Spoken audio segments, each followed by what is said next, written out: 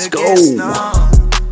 Turn her ass around, all her clothes they was undone. Rolling the dice like I'm playing some Yahtzee. Pull up to the party, bitch, no paparazzi. We dressed in high fashion, say shout out to Roddy. Some niggas is kiddies, I love you, just copy. I pull up, I'm whipping, no little bills, no 50s. The dash say 160, so hop in. They wonder how problem got all of this guala. Some shit they could never accomplish. Relationship drifting, she say that she miss me, no dissing, but that was just bullshit. Now girl, keep your distance, I'm not with the same shit. So shawty, get back before I lose it. Wow, these bitches want drama, I'm only worried about guala. Finna call me some new Prada, yeah, that's word to my mama. Ain't no one fucking with problem, yeah, that's word to my father. How are the Apex games going? Girl, stop playing with my heart, give me the keys back. They wish they could live my life, and I see that. My youngest brother just got a PC, and so we were running through the one of the dungeons in Destiny, and then I was playing some Valorant with my other brother for a little bit. So had a little family day gaming. Yeah. Turn her ass around, all the clothes they was undone. I'm just trying to get it while I'm young. Big band on my wrist, but this beat from problem not London. She gon' hit my line to get I can turn the brightness up too. I got this new Elgato key light too. You're the focus, dude. Yeah, I got a couple presents for Christmas, Charisma. Turn her ass around, all Got the Elgato key light and then the Stream Deck. So I got the lighting all. I think I showed you. I got the lighting like set up with the Stream Deck as well. Like a ring it's like a it's a ring light basically. It's Elgato's version. The Key light, yeah. And you can set up to your Stream Deck to where you can like change the lighting of it or brightness on the Stream Deck, which is pretty cool. Definite. Yeah. We're going live. No, I wish I always had one of these because it's like it feels essential. Game changer. Dude, once I hooked up my music and whatnot, oh man, game changer. All right, I think that we are live and it is 10 o'clock. Let's go. Get out of this really fast. Topics.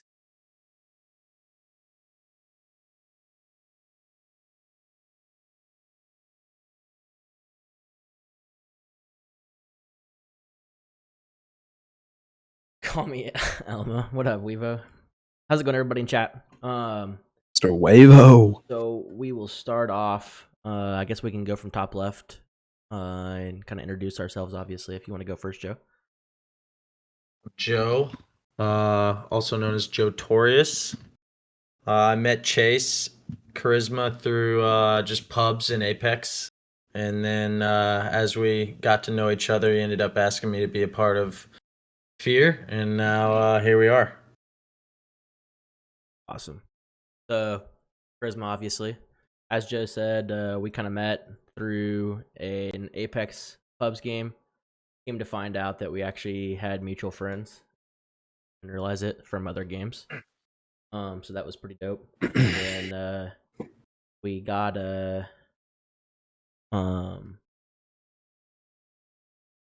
pulled all the topics.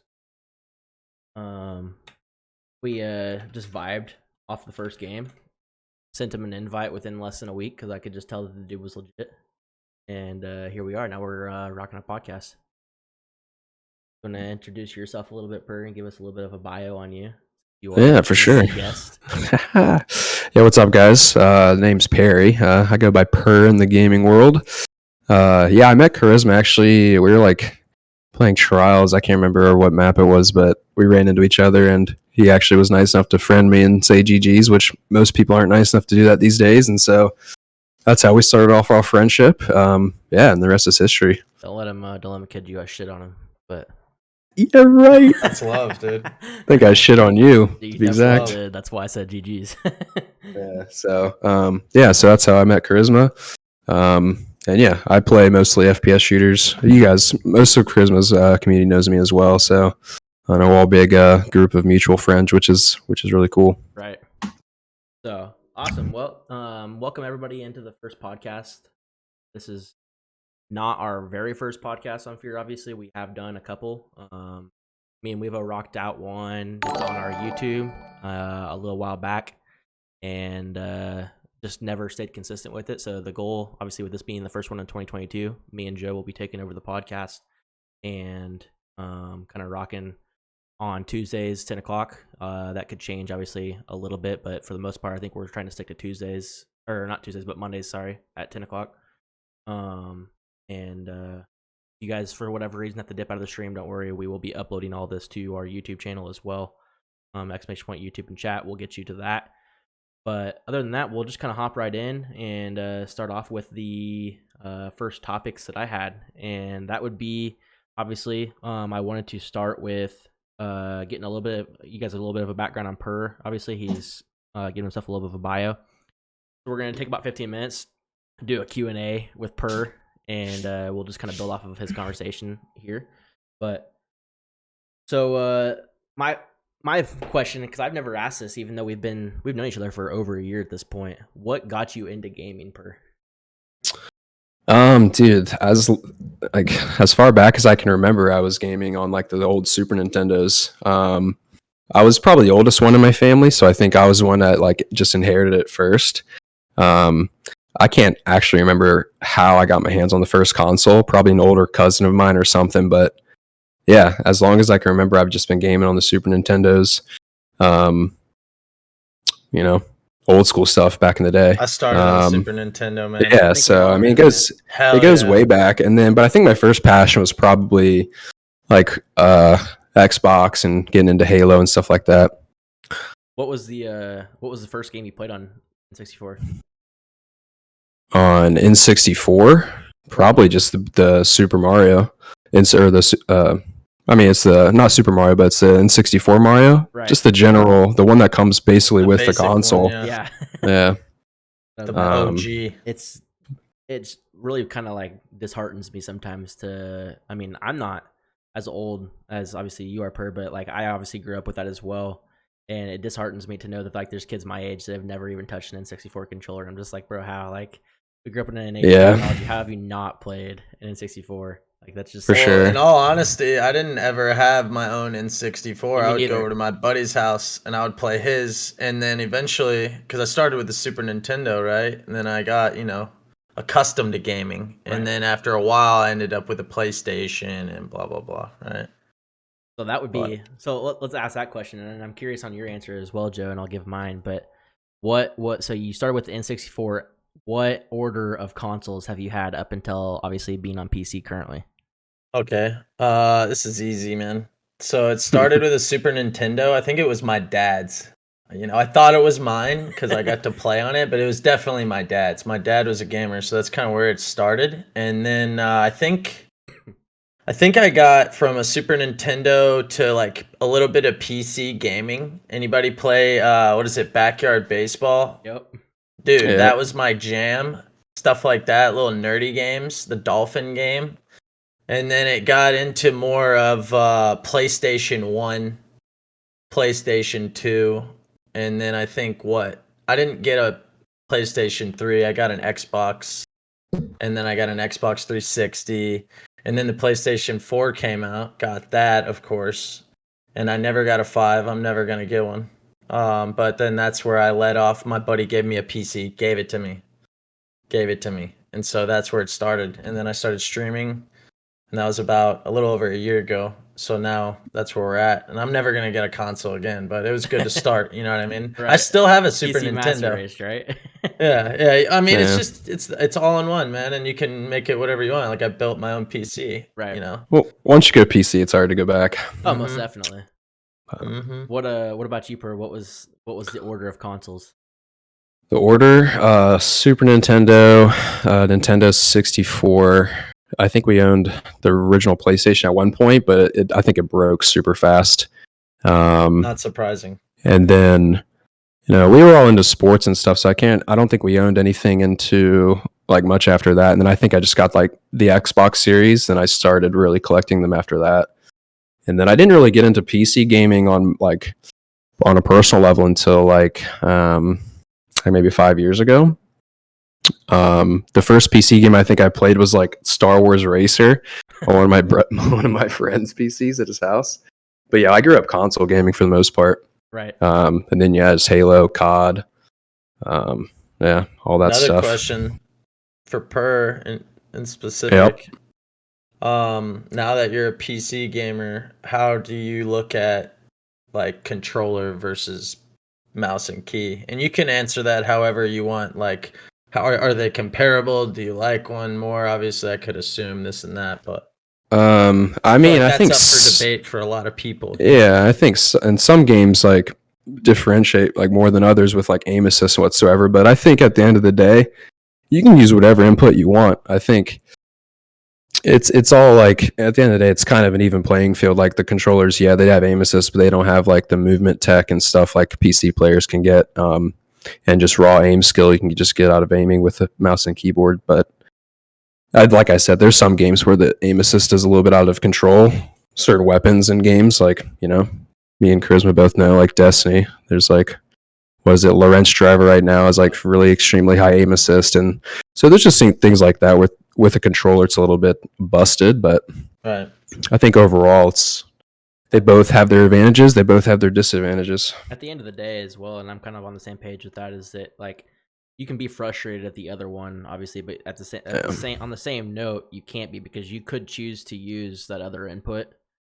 Like I guess the way that I look at it is with mouse and keyboard, obviously we know the movement is different compared to a controller. We don't get aim assist, but on the whole other spectrum of it, you go to a professional level of esports and they don't give you an option. Mm-hmm. So we're playing games at a casual level. If you want to play actually competitively in an esports arena or anything like that, they don't give you an option for input. It's controller. That's how it is. Like I should say for first person shooters, typically Call of Duty, Apex, all those things. If you're playing in an actual arena, 100 Thieves and all those guys, they are playing with the controller. It is mandatory. Now, obviously, there's certain games like that are PC only. So like League of Legends and stuff like that. Obviously, it's going to be on NBA because it's a PC game. So I think that's where the line kind of gets crossed, is with first person shooters typically, and games that allow both inputs. But when even like Halo, Halo right now is all you see is at the top tiers controller. I mean, I played in Apex, but the game is built around controller for the longest time. So and all these other games that are like crazy techie, you know. I mean, I played in Apex tournaments, and they literally, you can join tournaments that literally are for mouse and keyboard only or controller only. So you can avoid it. Like if you're just playing pubs or playing in like ranked, and these game modes and all these different games and stuff, you're not doing yourself any justice. Like you're just kind of feeding into the problem, I guess. Is you're feeding into your own. The easiest word to say would be ego, because you just want to be mad that you lost to somebody, basically. You know what I mean? So it doesn't really matter at the end of the day. It's the first thing to blame is the hardware. Right. Easy. I like that. So the next one would be, what was the first game you got addicted to? First game I got addicted to? That's a tough one. Was there ever a game that your parents had to be like, okay? So I was always addicted to certain games. First one, I mean, the first one's probably Pokemon, like on Game Boy for sure. Hell yeah. That one was just like, damn, I was glued. Version? Which one? I think I started with Red. Hell, that was the same. Same for me. Red. On the original Game Boy or the SP? Damn. The original, like gotcha. Same. Yep. I think I played a little bit before I got my hands on a color, and then once I got the color, it was over. Yep, absolutely. I just actually worked it out the other day. It's still charged somehow. I have no idea how. Like it's still charged. And then I did the whole like collecting cards thing. So Pokemon was like the first big, I would say, like gaming and thing I was like really addicted to. Pokemon the game as well, like card game? I never Not really. I just collected the cards, bro. I just wanted the cards. We like tried a little bit, but like at our age, we were just like collecting them and stuff at school. That's such a weird. You're like, I don't know the rules. That's such a weird niche of like the rules didn't make any sense. Like it's such a different like niche of people. So like I have recently gotten back into collecting cards, primarily Yu-Gi-Oh, because that was what I kind of grew up collecting. I did do some Pokemon and stuff, obviously, but Yeah. never knew how to play the game. Still don't really know how to play the game.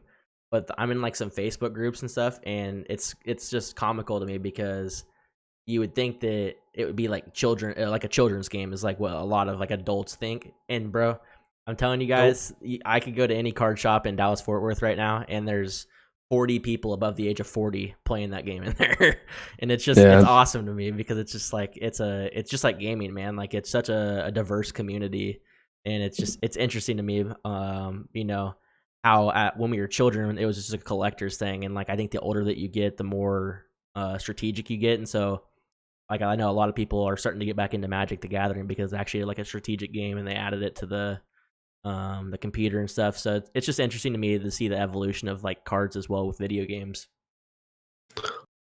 Yeah, Pokemon's made like a recent boom again too. Right. I have like one of these buddies at my work that like does it as a side hustle basically. That's what we me and my roommate do. This last year we actually did a little over $3,000 in card sales, and that's just like cards that we just like we'll just find some random person selling a bunch of cards, and we'll go through them and then piece them out on TCG. But we enjoy it. It's fun. It's awesome. Brings out the kid in you. Oh, absolutely! Every time you get one of those cards, in like, bro, the amount of times that we've gotten cards that we remember strictly getting as a child. We never want to get rid of them, but those are the ones that are obviously worth the most. So like we end up having to do it, but like it takes everything in us to like not just put it in a binder and just keep it for forever. Yep. What about you, Joe? What was the first game you ever got addicted to? Clay Fighters on Super Nintendo. That's actually a game throwback. I barely remember playing that. How old are you, Chase? I forget. 24. Yeah, get wrecked, bro. I'm telling you, this was like before my time. My dad just showed me the way. You know what I mean? Clay Fighters. If you look it up, man, it's kind of like Street Fighters, right? But it's older, I think. I could be wrong. Did you ever play Toy Story on Super Nintendo? I don't think so. I don't think I did. The game was lit. I don't think I ever played it. It's epic. Or Bugsby. Super Nintendos still work. It's insane. I don't get it. Yeah, we still have one in our closet. You just got to blow out the cartridge hard enough. I wish that's how PCs were. I wish they were that simple, you know? Oh, yeah. Blow it out the Never again will it be that simple. Never again, bro. First game I got addicted to was, I was actually like, weirdly enough, bro, I don't know why I remember this, but I was probably like kindergarten, first grade. And I had just gotten a PlayStation 2 given to me from a family friend, and I got into Jack and Daxter. That was the first like real series and games that I got addicted to. Like my mom had to limit my time on that as a child even, and I played that until I just did the run through of it again like maybe 2 or 3 weeks ago on the PS3 just for shits and giggles. But yeah, that's probably my favorite series of all time. I wish Naughty Dog would have continued that. But it's a relic of the past at this point. Yeah. Did you guys ever play any GameCube games? Oh, most definitely. Oh, I never had a GameCube, dude. Really? I didn't know one. My neighbor had one. And I was at the house. It was like purplish blue, right? Yeah, and it was a square. Obviously, it's a cube. So it's recognizable. My neighbor had it had like a Pokemon ball on the top of it. So that's the one we always were playing. That Zelda. We always played Zelda. What was it? The Super Smash Bros. Like you could hook up the GameCube controllers to what was it? The Wii or whatever it was. Yep. The almost all the Nintendo stuff. Yeah, that was legit, bro. I could not play Super Smash without the GameCube controller. I was like, nah, I'm good. Use like the nunchucks or whatever. Right. Nah, no thanks. No, thank you. Yeah, I was addicted to like was it Metroid Prime? Yep. And Fable was another good one. Yeah. Or no, Fable was an Xbox game. Never mind, I take that back. I was literally about to say, isn't Fable on Xbox? Fable was a classic, one of my favorites. And they're supposed to come out with a new one. Not sure when though. Really? Yep. Didn't realize that. Yep. There was like a cinematic Fable trailer a while back, and they haven't announced really anything, I don't think, after. Imagine. I'm excited. Their excuse is probably actually. COVID. Yeah. what got you into streaming then, Per? Well, I mean, I was gaming enough to where, I started streaming basically once I got my PC all set up. I was just ready for the next step up, and I was like, if I'm going to be gaming as much just for fun as a hobby, I might as well stream it. Absolutely. So that's kind of where I started. Yeah, Kind of for same fun. story for you, Joe. Obviously, just you got the PC given to you, and you're just like, screw it, dude. If I'm gonna game, I might as well game for people. Yeah, I mean, I think initially it started as like my brothers and I, we all started. I have a little sister as well, but she wasn't really around that much back then. It started for me early on because I just did it so that my brothers and I could kind of like keep in contact or like watch each other game or goof off, right? And then it became more of like an idea of actually using it for, well, I started on Discord, right? Where we just share video to watch each other. And then I realized how big streaming became after we were doing that for a while, and how I was like, I'm gonna check it out. And I got into it a little bit, and I didn't really put the effort in. It was just kind of like one of those things. And I came back to it with a new, steam to my engine, and kind of figured things out a little bit more. And then COVID hit, and so of course I had a lot more time to invest into it. So I got, in my opinion, lucky. Like I got to put a lot of time and like hit the ground running with it, which was really cool. And I met a lot of cool people. So it like became more of like a community based thing for me instead of just like this solo artist thing, and I think that makes it a lot easier for you to kind of learn and do all that stuff. So that's kind of why I think I started streaming, because it was intimidating at first. No lie, like it's Most one of those definitely. things. You're basically making your own TV show, in my opinion, the way I looked at it, right? Because people are there to watch you. That's the whole point. So it was a different project for me. Heard that. Yeah, that's kind of similar to how mine was. I started it and didn't put a ton of effort into it. I started like just with the share play or whatever on PS4. High No school camera. project type thing. Right. Yeah. I just basically was like, screw it. I'm gonna turn my stream on because all you had to do is push the share button on your controller. So I started doing that. And I started meeting quite a few people on Twitch because I would see, I'd just go into people's streams and just kind of get ideas from them. And Right. I started really vibing with a few, smaller content creators and stuff. And I was like, I'd like to take this to another level. So that's when I invested at the time into a PC so that way I could stream from my PS4 to my PC. Did that for a little bit. Was pretty successful actually. Fear kind of started not because of me streaming, but because of the people I met while streaming. I met Dat. I'm sure a lot of you guys know who Dat is. And me and him started vibing on Destiny basically. And the longer I got to knowing him, we kind of shared a vision, I guess you could say, of what we kind of liked in video games. And so we moved over to PC from the console and met an even bigger and more supportive group of people. And so the journey kind of started from, just hey, why don't I just turn this on? It's pretty easy. Not even reading my chat, never knowing how many people were in there or anything like that. I had it pulled up on my phone and my laptop to get affiliate, like the whole cheesy stuff as a, when you're first getting started. And Been there. yeah, absolutely, man. I think that Gotta everybody do what you gotta do, man. most definitely. You don't, as sad as it sounds, discoverability on Twitch isn't big enough for you to hit that affiliate very often without cheesing it a little bit. But once I you think get everybody's been there, dude. there, most definitely. Unless you're like a pro gamer and you come out with a already made community, right? That's a little bit different. Right. So yeah, I just decided that I wanted to start doing it and started pursuing it a little bit harder, and I'm pursuing it, even harder at this point. I don't stream quite as much anymore, but I'm also doing a ton of stuff behind the scenes for Fear. So I'm around the community. I would say 2 to 3 hours a day on top of me gaming. So probably almost 10 hours a day I'm doing something that involves streamers of some sort. Second job, man. Right, it most definitely is, and I love it. I would love for this to one day, be a full-time thing for quite a few of us, because I know that it's like a dream come true to a lot of people. But yeah, it's just interesting. I'm always intrigued to hear kind of people's streaming stories and how they got started and why they continue to do it, obviously. I had to be pushed. I had to be pushed. My friends all made me do it, basically. because you're just What an happened to animal. me? You're an animal at gaming. Yeah, That's why they just think I'm a goofball and enjoyable to laugh they at. think. Is No, basically what you happens. are. You are a goofball, and you're hilarious. Well, I can't speak for them. You know. There you go. What's okay? So here would be the next one. So we knew what your favorite So- game was. What's your currently favorite game? Current favorite game? What do you find yourself in the most right now? I mean, Destiny's probably gonna be my all-time, just all-around favorite. But at the moment, probably what I've been putting the most time into and enjoying the most. Shoot, I don't even really know, man.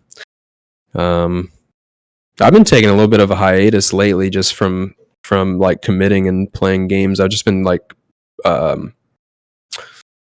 just consistently mixing it up, basically. But I've been playing like basically a lot of FPS stuff, like Apex, Overwatch, and Valorant. So I'm enjoying mixing it up, and I'm enjoying those games probably on an equal level. Just whatever you're vibing So that day. just whatever I'm vibing, yeah. Gotcha. Just trying to mix it up. What Yeah, Destiny's always I was going gonna to be say, a Destiny- passion of mine for sure. I'm just waiting for Witch Queen. We're all in like a rough period with the game, just waiting for content. I So feel like that's a reoccurring state.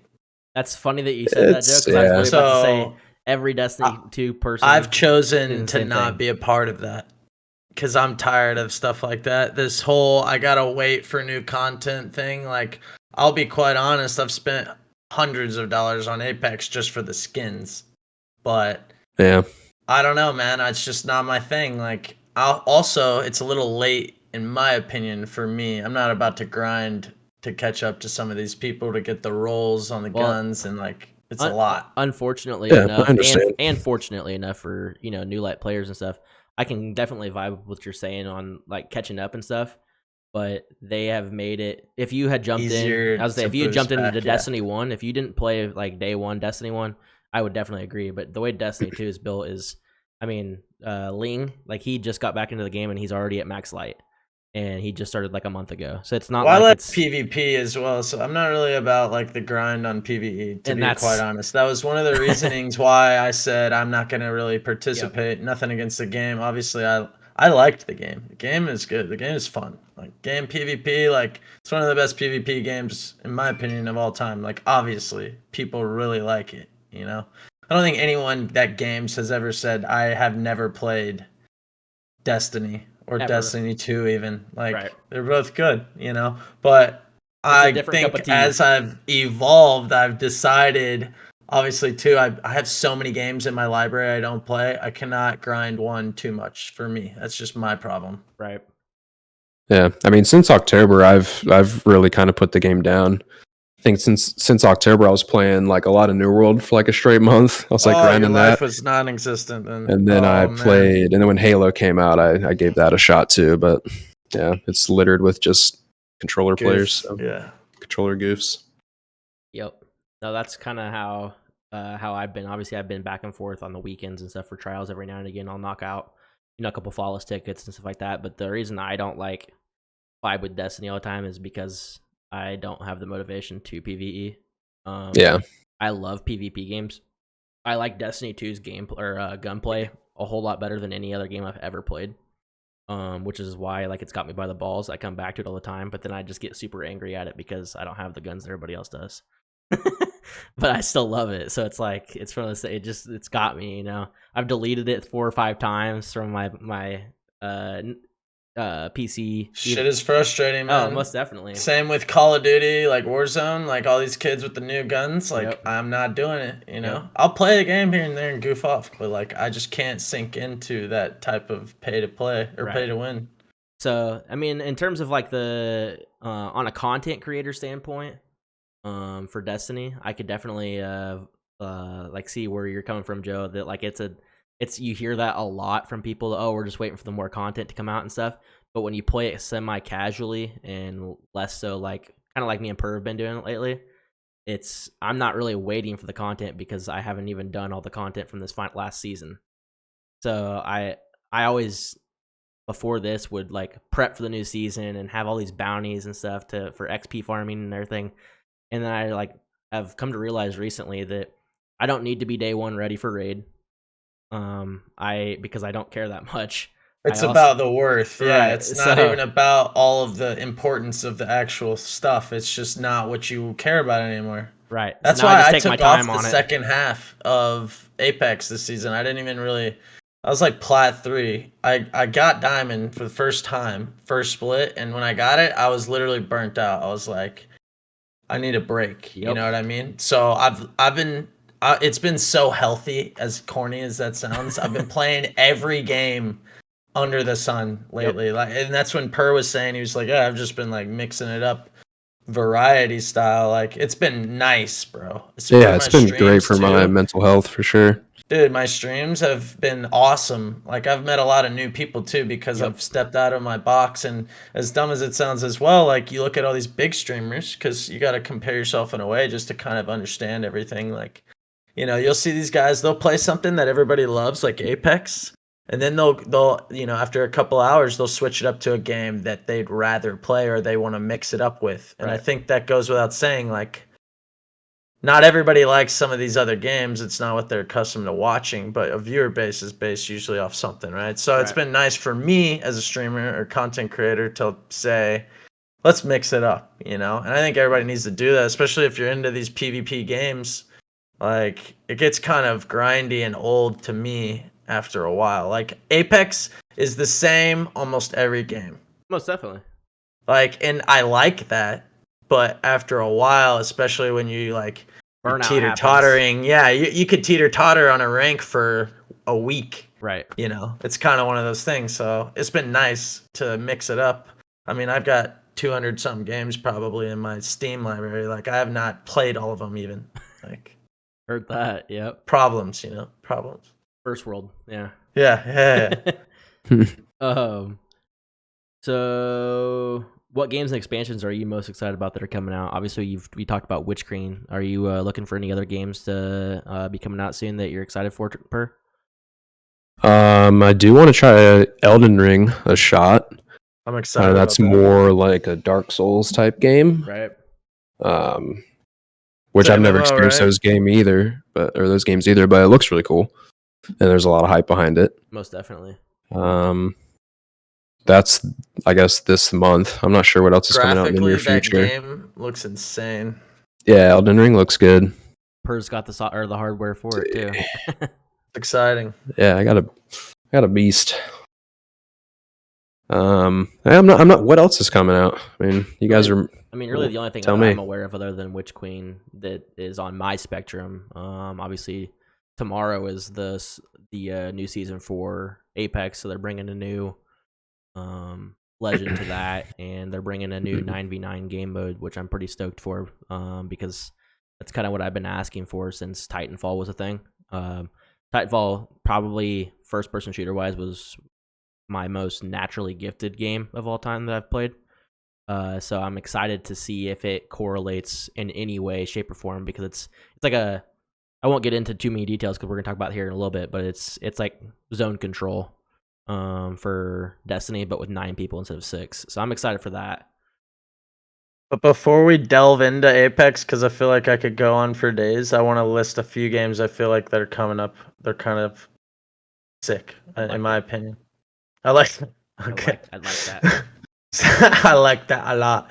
I don't know if y'all are into this kind of game. It's Monster Hunter Rise. Came out January There we go. 12th. Yep. That's one of my favorite series of games. I got it. I've been playing it. God of War came out the 14th of January. Obviously, that's sick. It was a PC or PS exclusive, I believe. And then also the new Rainbow Six came out. I haven't played it, looked at it at all, whatever, but you gotta look at it, right? It's Rainbow Six. R6 is one of those games that I've tried so many times to get into, and I just can't do it, man. Like, it's so hard. It's too hard. You gotta for be me. goated. You gotta be goated, dude. That game's stupid, man. And then the only other one I feel like's worth mentioning is Uncharted, January 28th. Okay. I don't know. What is that, an expansion, or is that That's a a Naughty whole Dog. new game? The Naughty Dog game. Yeah, it's a good. Uncharted's a great. They're coming out with the movie too. Mm-hmm. It's got, what's his name? The Spider-Man dude, English guy. I don't remember his name. Tom Holland. Yeah, I think he's gonna be.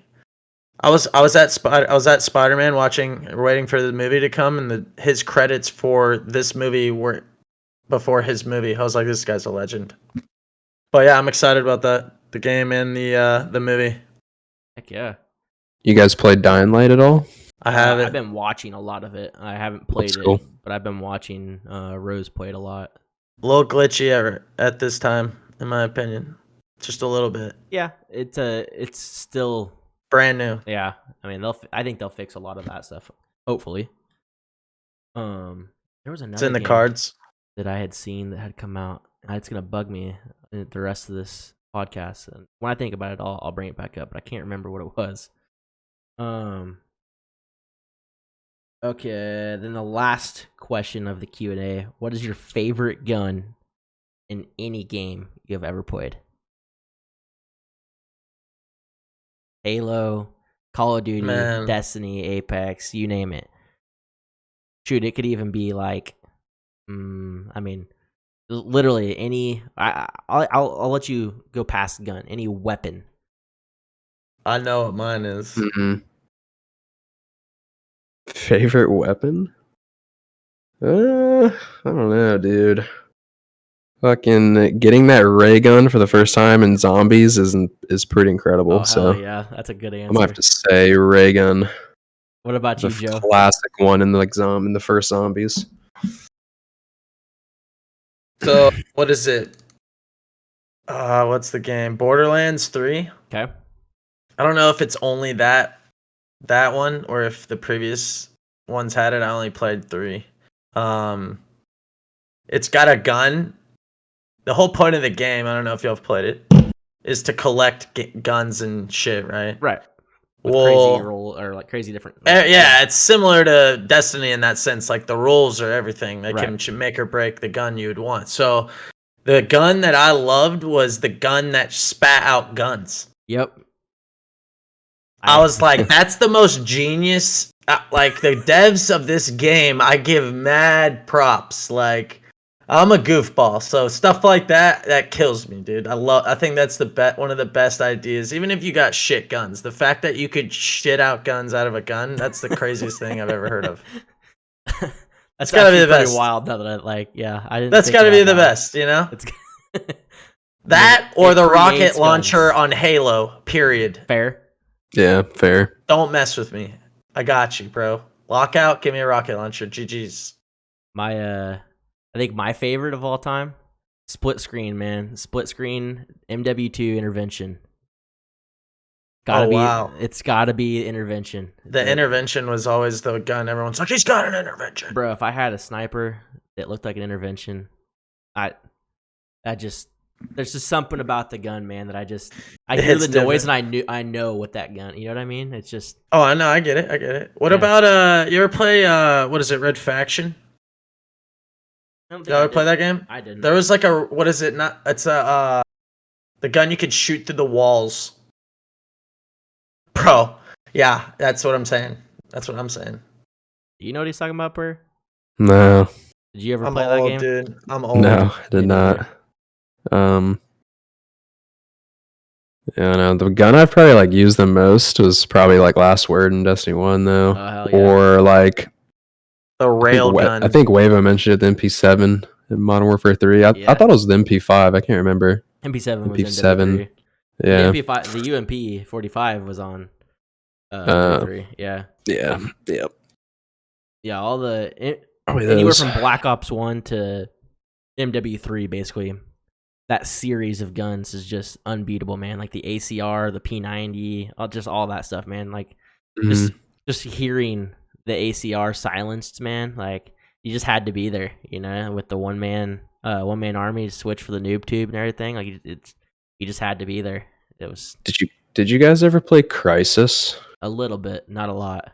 I never There's did. like a really sick like thermal crossbow in that game. That was a really badass weapon. Wait, actually, didn't the cover have the guy with like a red visor? I think so. Yeah. That game was crazy as far as graphics. Pretty cool I feel game. like, from what I remember. You guys play It Far was Cry at all? Yeah. Nah, I never got into that. Far Cry's are dope. Got some I'm not pretty cool against it. weapons. Just never got into it, you know. Far Cry does have cool weapons. I definitely that's a game that like I really enjoy for about 2 weeks, and then once I've beaten the game, it's just kind of like, all right, well, there's my $60 gone. It's similar to Destiny, man. That's what I'm saying. It's like once it's done, you're like, oh, cool, that was nice. Yeah, if I'm spending $60 on a game nowadays, it better have some replayability. Right, and that's kind of how I don't spend $60 on a whole lot of games anymore. Like I really wanted to buy the new Pokemon Arceus and stuff, but even though it's like an MMO and everything on the Switch, I'm just kind of like, man, I can't justify $60 on a game that I play in my hand. You're like, I just like the cards, man. Yeah. Right, exactly. By the way, I don't know what happened. I feel like they buffed the 99 on Apex. I could be wrong. That thing has hitting different lately. Yeah, I was using it today actually, and it was shredding. You're like, call me a janitor. Yeah, I'm surprised you guys didn't say like an Apex gun. Nah, I mean none of the Apex Well, that's what. Yeah, I mean, are like my favorite. Wingman's pretty nasty in my opinion. Flatline's now gone in the crafting along with the longbow. So, both two of my favorite guns are in there. The 301 would be, and the Volt would be like my two favorites in Destiny, and that's only because they were in Titanfall. Gotcha. The Volt and Titanfall was like my go-to because you could cross map with that shit. I mean, I was like the high. I don't even remember what the generations is, like their prestige or whatever. But I was literally the highest prestige. It's called generations in Titanfall that you could be with every gun gold and everything. And I used the Volt. It probably had like 40,000 kills on it, bro. So like using the Volt in Apex, every time I get one, I'm just like Titanfall. Sure. I know you've always mentioned how Titanfall's like all-time favorite. Yeah, man. It's just I think that they did a lot. They had that game, kind of like Destiny to me, had the most FPS potential to be an extremely good FPS competitive game. They just didn't it's not the same reasoning as Destiny on why it's not. It paved the way for sure. Titanfall's reasoning for why it didn't get to that point is lack of content. The original game is the same game that it is now. Apex is basically Titanfall, but 2.0. Without it's wall like running, they cleaned it up, yeah. And without now Titans. that there's a grapple still, I feel like it's almost the same game, right? It's like, well, and bringing Ash, very similar. I mean, she is a pilot, so bringing her to the game was pretty legit. The only thing that like it's missing, like I said, I'm really intrigued to see this new game mode. Just for the sheer fact that I'm curious to see how it's going to play, if it's going to play anything like Titanfall did. All right, so we're kind of at the little over halfway point now.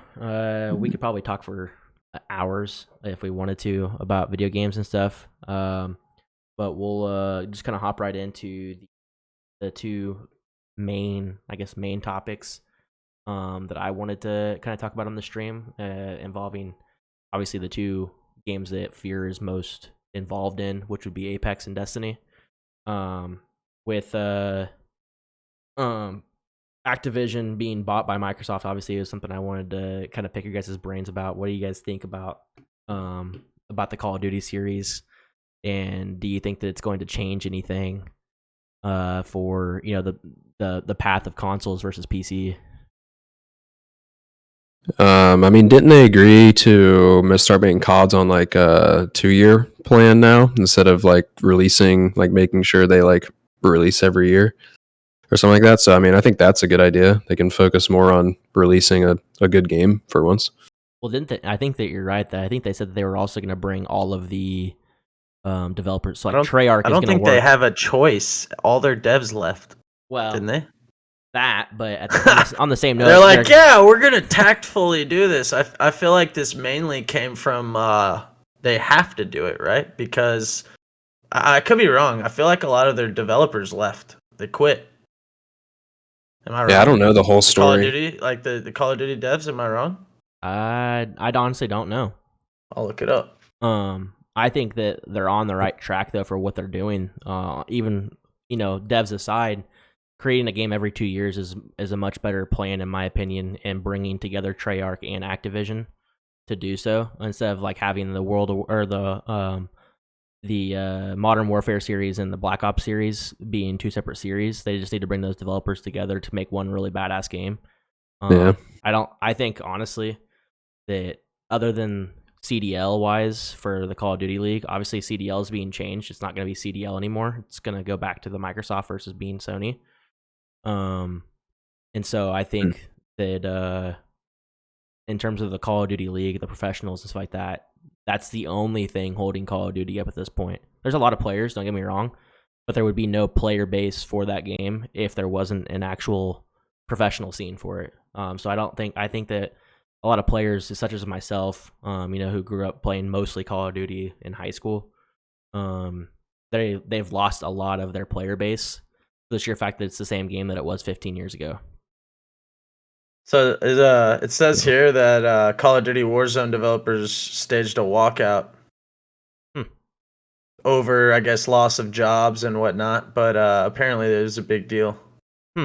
So I feel like they made some big changes, whether or not it was to help with that or like supersede the situation. So I know that they are separating the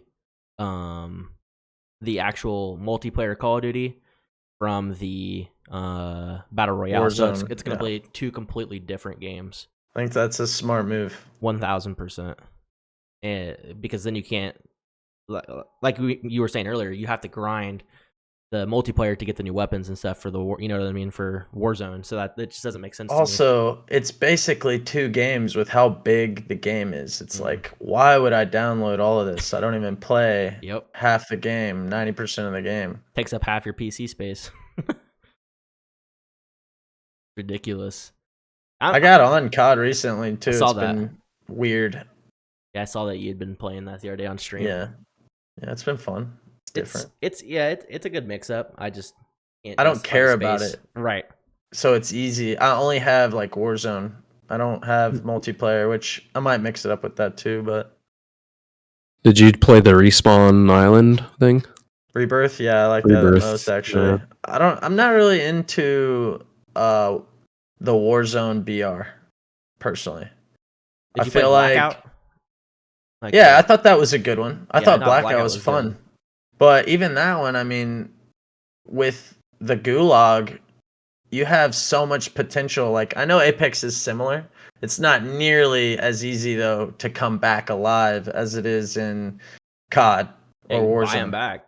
It's stupid easy. Like, think about the potential to stay alive and keep playing. Like, you start with 150 people times however many times these people are respawning. Right. It's just, teach their own. But that's my take. I just don't like that part of it. Like, I think it's kind of ridiculous. I think the loadout buying too is what turned me away from it, because it's no longer RNG at that point. You're just playing against other people that have the same loadout as you. Like, pay to play. I just don't like that. Like in Apex, if you have like really juiced out loot, it's because you earned it or because you snagged off somebody's dead body when the other team left. Right. There's no like, oh yeah, I feel like going around and just picking up a bunch of money from these boxes and stuff, and then I'm gonna buy my juiced out loadout. That's the part that like turns me away from the game. Yeah. I mean, I think starting out with nothing and looting is like a big aspect of BRs and why they're popular. Knowing where to jump, knowing where the loot's at. Yeah, your loadout's not the same every game. Right. Yeah, exactly. Like my loadout's not the same in not in Destiny, but in Apex ever. So like you have to be good with multiple guns with multiple different attachments on it. I mean, if you got to be able to one clip people with no mag, you know what I mean, versus having a gold mag.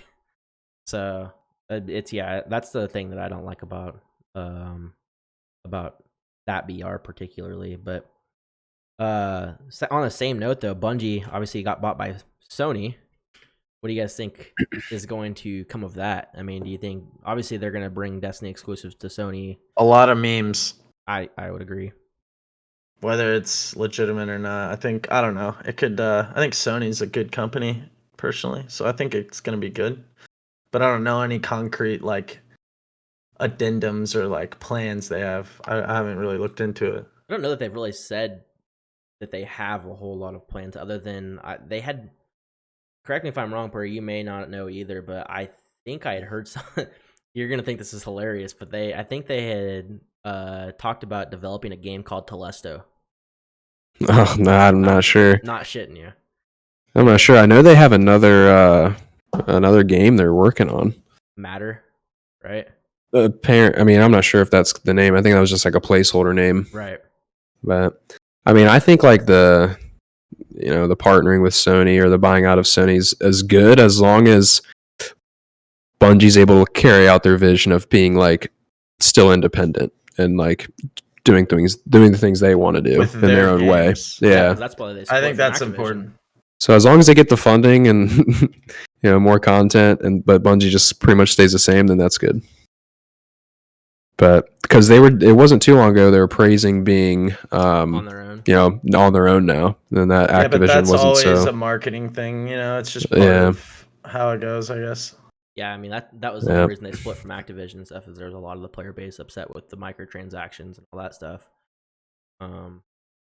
Yeah, that's kind of where I'm at with it. I think that Sony can bring a whole lot of potential in terms of the funding side of it. Obviously, truthfully speaking, BattleEye has changed the game completely for me. Like, it's actually somewhat enjoyable game because there's not as near as many cheaters, but there's still quite a few. So I'm hoping that Sony can kind of touch on that with the funding and help them get a better anti-cheat, all while also being able to bring more to the table. Because the thing about Destiny is it's a game that these new light players aren't getting to experience the full game when they come into it, because a lot of the stuff either gets A, sunset, or B, and by sunset I'm not talking about the guns per se, I'm talking about the raids. It's content that we've paid for in the past, lots of money for it, and then they vault it. So like, I understand that if it's not being played a lot and stuff, that it's just kind of taking up server space, but hopefully maybe Sony can help with that to where they can bring those raids back so these new light players can truly get a whole grasp on the entire game. Because like if Joe decided he wanted to come and play today, he wouldn't get to play the first raid in Destiny 2 and would have no clue about the storyline whatsoever. So it's just kind of like you're just kind of there. Yeah, I mean, who knows? I'm not even sure if Sony's like main like focus with the partnership is the Destiny franchise. Right. It could be their new game. I think it's to rebrand everything that has already been established. That way that they can basically take credit and move forward from there. That's the whole reason you would buy out a company, is to like utilize their resources, So obviously there's either something that they want that Bungie has the advantage on, which is obviously, in my opinion, the games, like the specific games, right? Like Halo and whatnot. But I think there's definitely going to be some changes. Hopefully not like people getting laid off and stuff like that, but they're definitely going to do some drastic stuff, I feel like. Right. What do you think that, because obviously the Destiny still has a couple years left in its development, for storyline wise, do you think They'll probably leave that alone? I was gonna say, do you think that they're just gonna let Bungie just handle that and then start working on the next project like ASAP, or do you think that they're going to baby Destiny as a whole? I mean, obviously you're saying we have no idea what they're kind of going into this with, and they're kind of their goals and ambitions and stuff, but I think that there's too much money to be made in Destiny right now for them to not entertain the last couple of seasons for Destiny, and hopefully make it, like you said, they're leaving a legacy behind with Destiny. There's diehard Destiny fans. There's no way, in my opinion, the amount of money invested into it and the amount of potential funds that they'd give up on the line of sight.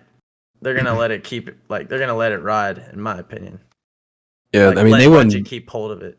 They wouldn't buy Bungie for, what was it, $3.2 billion if they didn't value like Destiny's game and their community and what they have right now. There's no way they'd jump into it if they weren't going to support Destiny. I think that's one of the main reasons, like you're saying, Purr, is like they want to take advantage of that potential. That game still has a lot of, even if I don't like the game that much as far as pushing forward on it and grinding it, that game has a lot of potential. There's a lot of money going to be made off that game. I mean, you guys, assuming they're going to buy the expansions, right, or the DLCs, I should call it. That's money, man. Think about everyone that's already playing the game, millions times. I think there's like 1.5 pre-downloads or something for Witch Queen. Sheesh. 1.5 million, yeah. And that's like just the pre-downloads. That's not counting all the dudes like me that haven't even started it and stuff like that. And like I play the game fairly religiously, so like if I haven't done it, you can imagine there's at least another 100,000 people that haven't done the pre-download.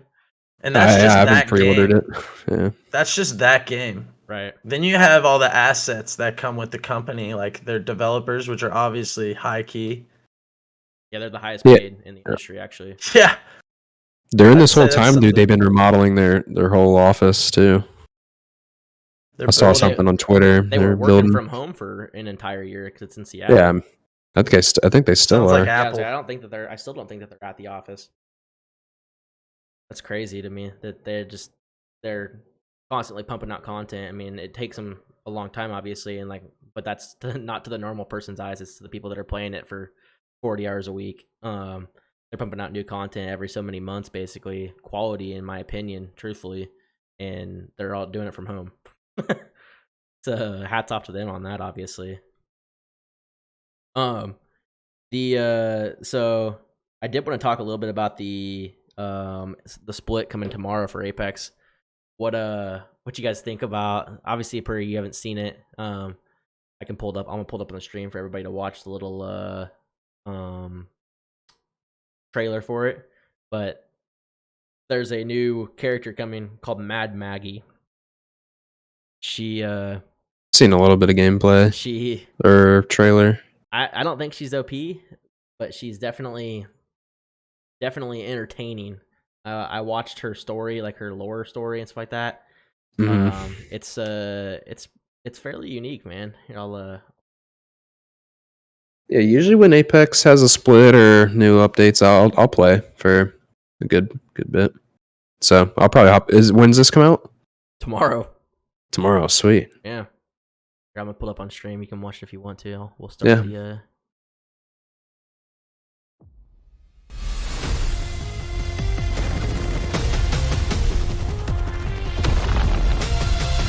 Thought you were supposed to be my executioner. I'm just getting started. And so are we. Welcome to Control, an entirely new way to enjoy the Apex games. The rules are simple. 2 teams of 9 compete. Legends gain points for their team by controlling set locations. The team with the most points at the end of the match wins. You lost. Take it.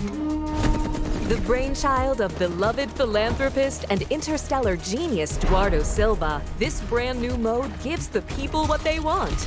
A blood sport the whole Philanthropist. family can enjoy. Bloody dirtbags. Cheer for your favorite legends as they battle for control of spectacular locations across the Outlands. What can I say? I love what I do. The longer they hold on, the more points they earn. You better run from Gibraltar. Right, Why should death be the end of the road? In Control, it's nothing more than a speed bump. Oh, this is that Here new. I come, brother. Get back insane. in there, Type. slugger. Congrats, you bloody lations. Whether you're discovering miracle cures Let's have fun, friend. or battling enemy legends, teamwork is imperative. With bigger teams than ever before, Follow the tunnel. the legends will have to find new Did ways I just to see get the 2 best out of their Pathfinders squad. together? yeah. And if a legend's performance makes the fans happy, did. we'll make that legend happy with our all-new ratings Good to leader. know. Do you guys feel like Arenas Shots doesn't here. receive the population it should? Tune in this season to find out Doesn't- who will what? take control. Victory is assured. So I'm gonna pause it there. And the reason I say that is the reason I don't think that it gets the attention that it deserves is because it's not perfected yet. There's a lot of things that I don't like about it, and I was very excited for the game mode. I think that Yeah. I think that it's one of those things that it's similar to how Trials is, but it doesn't operate in the same sense. Yeah, I feel like people would almost more play the 9v9 game mode, Yeah, almost to like warm up for the BR or something. I don't know. It's definitely one of those things that you can Definitely good for that. Yeah, I mean, you have no reason for not having decent gun skill in Apex with arenas, and then now this game mode coming, because you can get into an engagement immediately. You don't have to loot or anything. You just buy your guns and you just shoot, and you just get good with whatever you want. So, like, I think it's a really good learning platform for newer players or players that are wanting to get better in engagements. It also helps you to learn third parties because there's nine total people. So you're gonna get like, even let's say you got 3 of your buddies, you go into the 9v9 game mode, and you see another team. It's 9 people, but you see another 3 people. You're gonna get pushed from the other 6. So it kind of helps you to, I guess. I don't know the adapt. situation on the maps. What kind of maps is it going to be? The same map? No, it's a little larger than arena maps. So is it one map? Multiple maps? I think it's 2. Okay, They're starting. decent. Yeah, they're starting with 2. I don't know what. I just think it depends on how big the map is, and I think like it's on Olympus. Okay, so we'll I'm see cool with that. with what that looks like and stuff. Obviously. What do y'all think about Olympus and those changes on the map? I don't really know much. I know it's going to be bigger, apparently. Sabotage Olympus, yeah. It's so they're trying to get everybody out of the middle of the map, from what I've been reading. Yeah, there's a new point of interest on it as well, that it's gonna have dirty really high loot or tier what? loot, but people can basically see you through walls while you're there. So it's like a risky place to be, obviously, but you come out, you're kitted, you're probably gonna win the game. See through walls, you say? Yeah, they said that people can see you on the map there, like they can see where you are. So it makes sense to me. You know, it's 20 balanced. bomb. Yeah, exactly. So I'm excited to see how that ends up being. And then you add in the fact that there's an entire, so like basically from my understanding from watching the trailer at least, is some of these points of interest and stuff are going to phase in and out of the map to different portions of the map. So like, let's say, for example, you wanted to go to Estates, right? Estates would... That's my hometown. Just randomly, it would just move to a different spot on the map. Okay, that's so a like, thing? Yeah. That's the way that I understood it when I was watching it. So like, basically the entire area is going to move to a different area, and the area that it moved to will move to where you were. You know where Estates is? And you know that wall, the big tall wall in between that and PS5 building? Yep. Okay, so I feel like I watched something, this guy was doing a VOD review about the game. He had it, already, like, pre-release? Mm-hmm. The season, at least, right? And I was wondering, I was like, I know they changed the makeup of the map, but there was definitely buildings where there were not normally buildings. Right. And I saw it right in between PS5 and that big tall wall leading to Estates. And I was scratching my head. I was like, yeah, it's just different for the map. But I was like, this looks familiar. And I feel like it was Estates switched on the other side of that wall. Yep. I could be wrong. But the points of I was watching move. it, kind of scratching my head. So this makes a lot of sense. So that's kind of cool to me, because like you could be fight, and it forces you to acclimate, right, and get in and out of your fight, basically. Which is what the game's all about, anyways, right? It's like, so I'm excited to see, what happens with it. I have no idea how it's going to turn out. We all know, especially me and Purr from Destiny, you can't make everybody happy. Somebody's not gonna like it. It could be us. It could be the casuals. Somebody's not gonna be happy about it. Just like we don't really like the new map for Apex because we feel like it's too large. I've met a ton of people that have come into the stream that absolutely love it because you don't get third partied. So it's I think when you play it and you find a rhythm, it's like anything else, it can be good. Right. But it's bigger. You're automatically going to expect it to have less third parties, which I feel like is usually the issue in that game. Right. So I do like that about it. But also the PvE kind of stuff with the what are they called? Prowlers and the spiders. It's kind of like I want to argue against it, but like I get what they're trying to go for, like something different. That's what Apex is good about, is changing it up. So at least it's fair for everyone, right? But they are reducing the damage that the Prowlers do and making it to where they give higher tier loot or better loot. So that's nice. It's more enticing. Right. So that is kind of the guinea pig with that Storm Point, I believe it's called, right? Yep. I think that's what they're trying to use that map for, is just kind of piggyback for other ideas they have, right? So I think that they're smart, at least in the sense of what they're doing. And like you said, no one's ever going to be happy with everything. So I think it's kind of one of those lesser of two evils. Like they need to experiment, most definitely, in a way, And if they're changing Olympus, like you're talking, that's also on the same page, I think Olympus because Olympus has a ton of potential and it always has.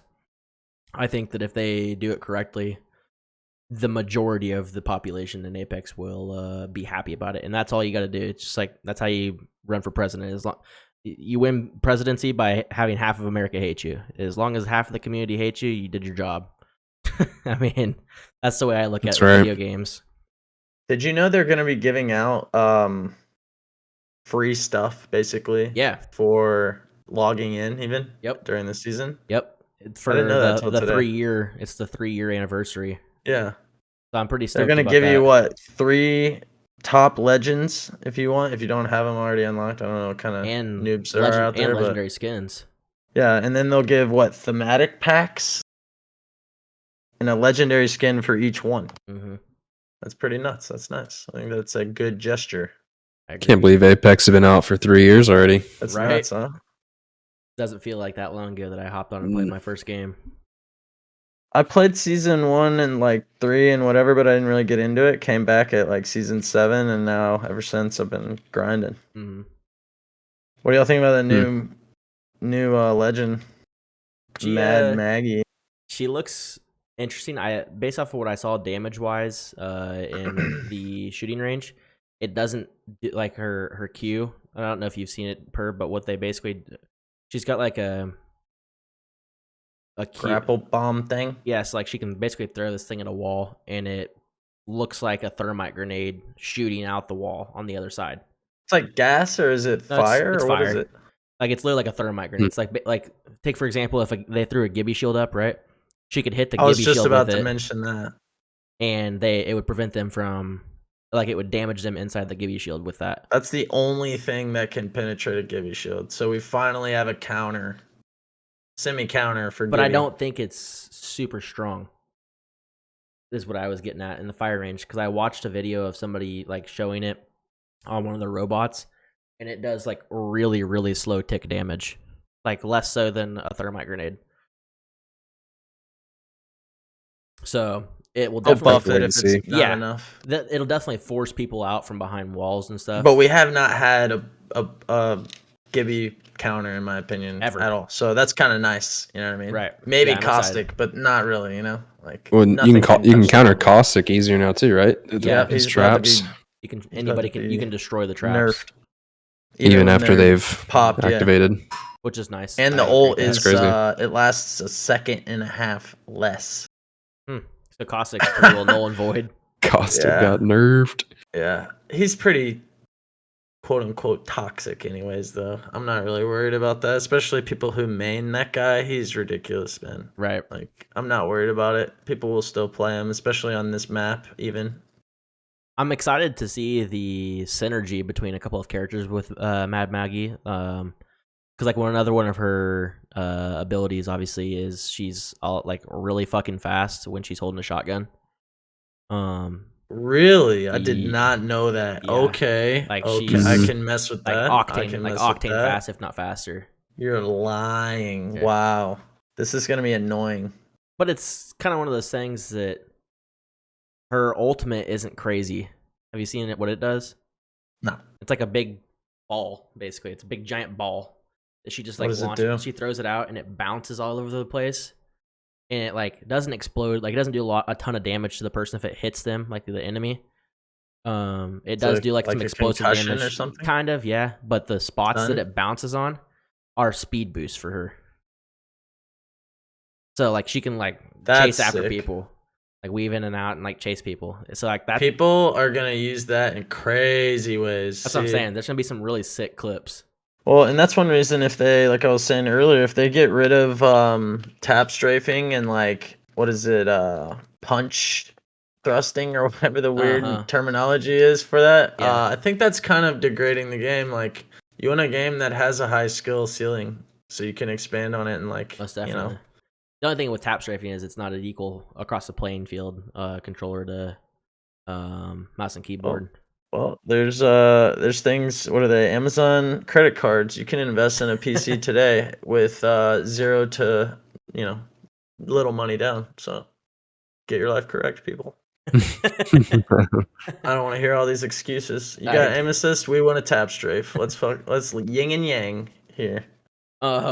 See, I'll be definitely grinding that on stream tomorrow. I'm sure you guys will be as well. I'll be playing. I'm off, man. Let's do it. You're off. Mm-hmm. We'll have to talk about that after stream because I am half-ass off. I work from home, so. I like the way that sounds. What about crypto? Crypto's getting a buff. I don't care about cryptocurrency. I'm saying the I was legend. like, what are you talking about, dude? Yeah. I was like, It's a that different was really random. He's able to put his drone out without like controlling it now, which is nice. And That's so insane that he has no passive and has to first person pilot a drone. I thought that was always kind of nuts. His AOE for his ultimates Increased, by quite a bit, unfortunately. Yeah. Which is but it's his real only annoying. It's his only ult or his only really like ability. Like, I mean, you gotta give the man something, you know. I understand that. What could they do to give him a passive though? Like, what could his passive be? I don't know. How about I thought would be instantly recall your drone so it doesn't get shot down? That'd be sick. What I thought every like 30 seconds.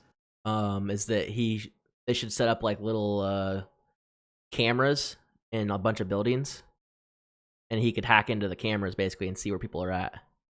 Have you ever played Valorant? Into the spy cams. Right. What's that? Cypher on Valorant can put up cameras. Maybe it could be like that. He has like 2 cameras he can use. You know, that'd be sick. It's an idea. He said, "I'm telling you. I'm telling you." If you're listening, that is a good idea. Actually, right that's a now, good idea. Respawn. Listen, Devies. I accept payment in just about any form. Does he not have a passive currently? No. The memes, dude. The memes. We'll end that topic with Apex since we'll be streaming it tomorrow, obviously. With Destiny, did you see, Purr, that they are bringing a crafting system? Yeah, yeah. That's pretty damn cool. That brings an entire new meaning to maybe not having to grind PvE. Yeah, probably not as much, but I think you'll have to grind for more resources. Yeah. I think the resources are going to cost a lot for crafting. Yep.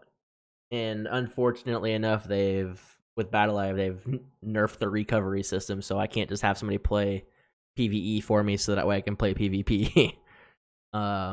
They can't, in case you didn't know this, Joe, they made it to where, like, basically if I gave you my login information, you couldn't log in on your computer and do PvE for me. So it's IP blocked. You could, but IPs. eventually they're going to catch on to what's going on, and they will, they'll just ban your shit. Don't stop controlling my life.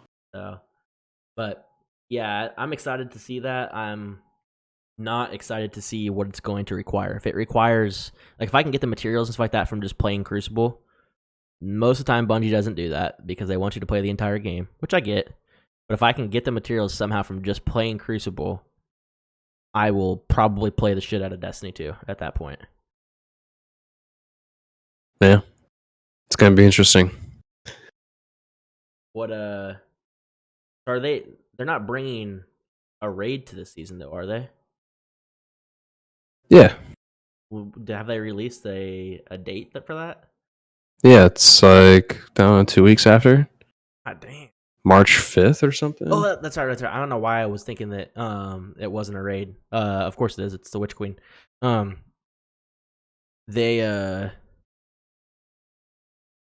The power cap is going up like 200 and something levels, though, is it not?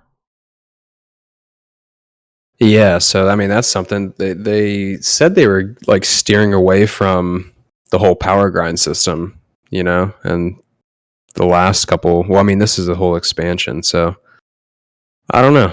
I mean, I think they want to give us like enough power leveling content. Yeah, so it just better not be repetitive old stuff we've done before. That's all to gain umbrals and to gain power. Right. Get that kind of stuff. So I don't know. I also heard through the grapevine that blues are going to be auto deleted now. Maybe. Is that a thing? I think there's a setting. Yeah, that's at least you can. So nice, so nice. Yeah, that's going to be convenient. My postmaster not filling up with blue engrams all the time. Yeah, I think there's a handful of quality of life changes happening. That will be nice. I'm excited for it. I'm not getting my hopes up super big or anything, just for the sheer fact that I've until this very last season with Destiny, I always got my hopes up for it and was always not always let down, but semi let down just by the it's the same type of grind, like you said, every single time, and so that gets kind of repetitive and annoying. So I'm not going to get my hopes up in a sense that I'm going to grind the crap out of the game. I'm just going to, like I have been this last season, just take it at my own pace. By the end of the season, I'm sure I'll be at max light. But I'm most definitely not going to be max light for the first week into the raid. It's just not happening. How do you feel Similar about to them? Apex, though. Yeah, Go ahead, Per. that's true. I was gonna say, how do you feel about them remodeling like the story and the difficulty settings you can change in the story? Like if you want to play it solo on like higher difficulty, you can, but it's I did going to not be extremely realize- hard, and it's going to be basic story. I Yeah, did not realize that was going to be a thing. So similar to like how Halo was, like if you wanted to play it on Legend, it was really Yeah. hard, but it was like one of those challenge things that you just had to try to do it. mm-hmm. That's And exciting. hopefully you get rewarded for it.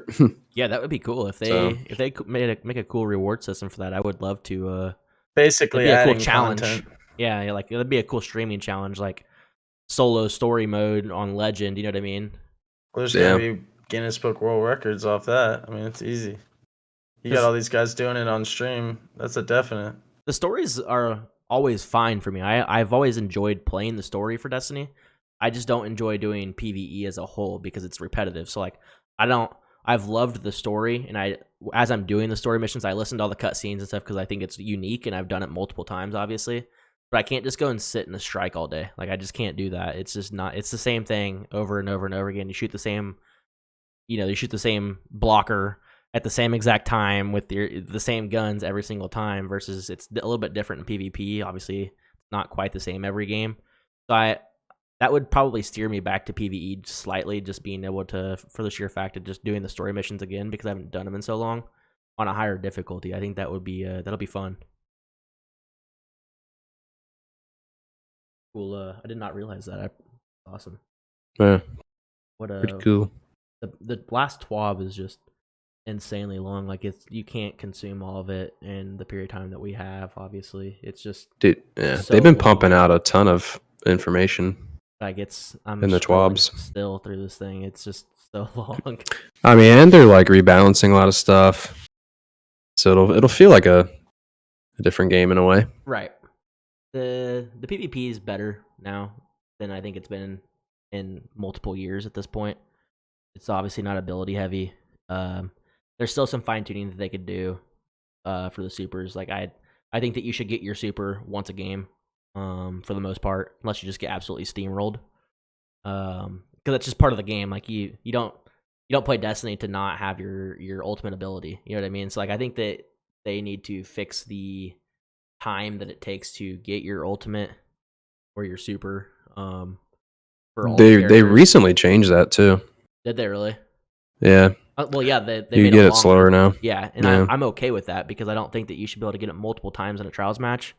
But if you go, let's say you go on a 5-4 game, everybody in that game should have had their super at least once. And I've played multiple times this last weekend for trials where They'll get it twice. no, like they won't get it at all.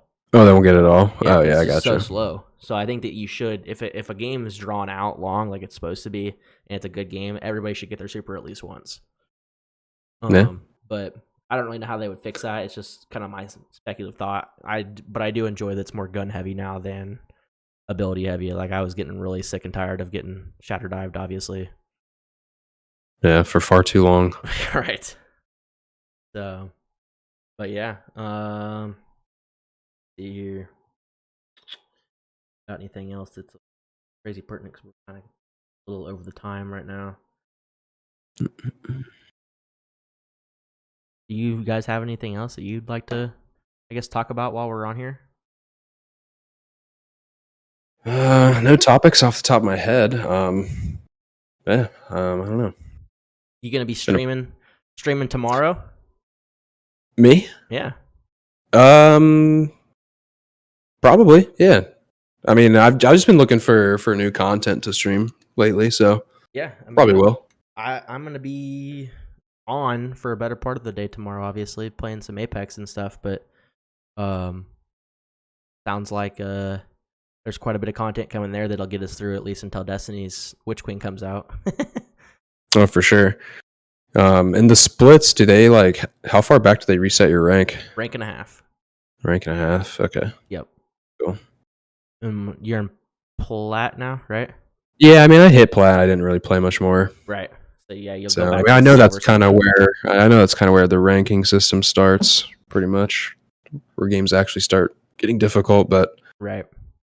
Yeah, I think. You just need a good team to like grind with a little bit. I think that's helpful. Like having a team to vibe with and like get in a rhythm is why these games are difficult. You know. Like, yeah, I I'm mean, not I always understand the that. best teammate. Like I know sometimes I get pissed, but I think having the people, like Chase, dude, he's a good teammate. Like even though you might rage or say this or that, it's always just for the betterment, of the team. Like you want to be kind of critical in that way that you're gonna learn together. And I think a lot of people don't do that, and it's really hard, right? So like people like me or Chase or someone, whenever you play with us, I think getting through to like Diamond and even potentially Masters, like if you wanted to grind that far, like you could do that, but you need a team. That's You're gonna not be gonna, on Yeah. the same time every day. yeah, unless you want to grind like solo, in and out, ratting every game. That's not me. exhausting. I'm not doing that. So I just think that's the best way to do it. At least having two people Right. is really good. Really, Yeah, really good. no, the last split, I just soloed to basically plat, and I was like, I'll play more if I have a team, Right. because I know that's kind of what I need. I think and- it's good to do it that way though. Like the farther you can go soloing is good because you learn to play your life, which is going to be the case even when you have a good team. Right. Like it's good to learn. I didn't know that until like this season. Like I thought, oh, I need to be with a team to grind through these ranks faster, but I didn't learn that much on how to play the game by doing that. So Right. that's something that I've learned recently in the past 2 seasons is just you learn your own boundaries and then you put your skills and weaknesses together with a team and you figure out how to play and be synergy or find the synergy as a team. And that's why BRs are really, really hard because you don't always have a team Well, and that what you I've can come to vibe realize with, right? with Apex is like, obviously I've got a couple. We've got a guy in Fear, obviously that he's a predator and for arenas and for BR, and he's really really good. And I play with him and I learn a ton of stuff playing with him, but it does not help me to play ranked with somebody that's that good because they're just going to carry me through the ranks. So like playing with somebody that's at your skill level or even a little below is honestly, in my opinion, better for ranked because it teaches you to not trust your teammates. Obviously, you have to be able to trust them, but you're all on the same page and you all know that you're still like progressing and still learning the game at that point. Versus when you play with somebody that's a lot better than you, you don't play the same way. Like I play so much more confident when You're I play with chasing him. them. Right. You're gonna chase the people who And are they're just really good. WP. You're not gonna keep up with them. They're Right. just fast. They don't stop. They don't talk. They just go. Right. That's just not it's not the same game, obviously, when you're playing with somebody that's quite a bit better than you. I think that if you're truly wanting to progress in a game and in a rank and truly achieve a rank, you need to play with people that are around your skill level. And plus, having someone who's the leader is good for a team. Like you can put it any which way, but like having someone that says this is what we need to do, let's go. Like even if that may not be the best situation or decision, like having someone that will make a decision and everybody following one decision Right. is one of the most important things that I've learned in the game. IGLs, man. Yeah, I think that's like one of the best things to realize is like regardless, you got to have someone at least that's got like control of the situation and can make the calls, Right. It's not even the person that has the best like ability to shoot or anything like that. It's just, having direction as a team. That's like the most important thing. True. Well, I guess you guys heard it here. Per potentially, no promises. Be live tomorrow. Joe Torius and myself will both be live at some point, probably together. I would assume at some point as well, streaming some Apex. We'll be fighting in the lobbies for who gets to play Mad Maggie. I'll be stream sniping you. It'll be me. Can have her, dude. But no, we'll be live tomorrow. We appreciate you guys all hanging out in here in the podcast night. Obviously, we had quite a few guys and girls pull up and at least come through and say hello. If you're not already following, make sure to do so. We are pushing this account to affiliate right now. I've got a lot of really cool animated emotes created for this. So once we hit affiliate, I may or may not be gifting a bunch of subs to everybody that's in the stream at that point. So that way we all can have the cool emotes. So make sure you guys are sharing this around, stuff like that. That stream will be insane. I'll be dropping a large amount of money, I'm sure, on gifted subs. So, but yeah, we're excited for this. We appreciate you guys coming out tonight. Episode 2. We will be doing another episode. I assume you're good for next Monday, Joe? Same time? I'm ready. Cool. Yeah.